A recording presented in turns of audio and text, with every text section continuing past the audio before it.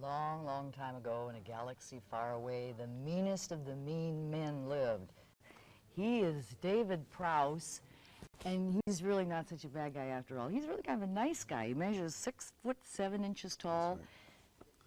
You know how big that is? That's 50 inches. And he was a weightlifting champion in Great Britain, Yes, right? 1962, 63, 64. I retired undefeated. How much did you lift? Well, the heaviest weight I ever lifted was what they call a two-hands deadlift. I picked up 678 and 3/4 pounds. Pounds? Pounds. That's British. That's the way they talk there. But you got to meet a new addition to the cast, because The Empire Strikes Back has got another guy, Billy D. Williams, of course. I think you've seen him in Mahogany, and you've seen him in Lady Sings the Blues, and you've seen him play the role of Martin Luther King Jr.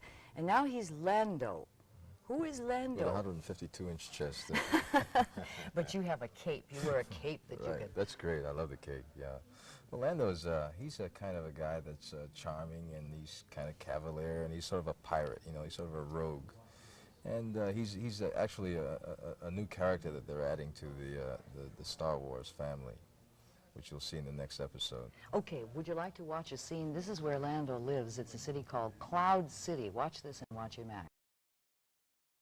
I understand, I've heard through the grapevine that they're coming out with a doll. They're calling it the Lando doll. Do you know anything about that? Yeah, I saw the doll. You've seen it? As a matter of fact, the day I went into, I took my little girl down to buy a toy. She wanted to buy a little toy, a Barbie doll.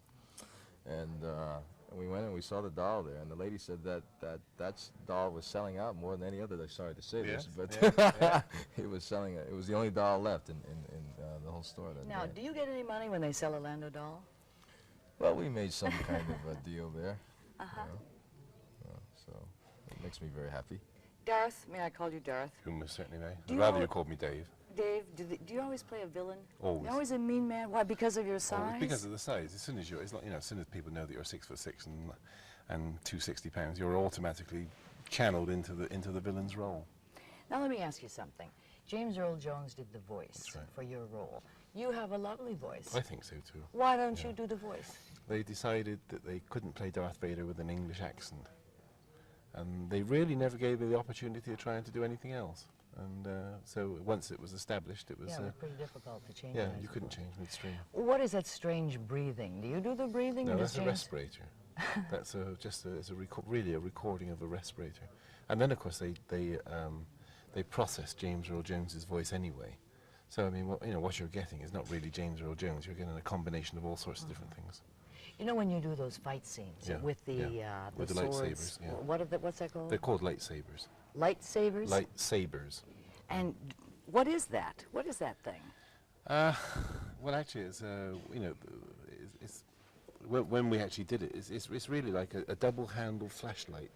And if you take the bulb and the reflector out, and then you insert a long piece of dowel into this sort of flashlight, and then they coat the dowel with reflective tape, with the stuff which they have on cinema screens and things like this, and it reflects back the light with a greater intensity, and then they shine the lights at you as you're filming, and that's the way it comes over. But they also put in the afterburn and things like this, the special effects after.